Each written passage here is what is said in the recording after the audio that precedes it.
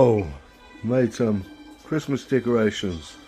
Oh, it didn't come out that good, but wow, some of them I painted. That one. Some of them I left.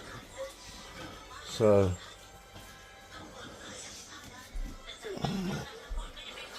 they're all made on the 3D printer. So yeah, some I painted, some I didn't.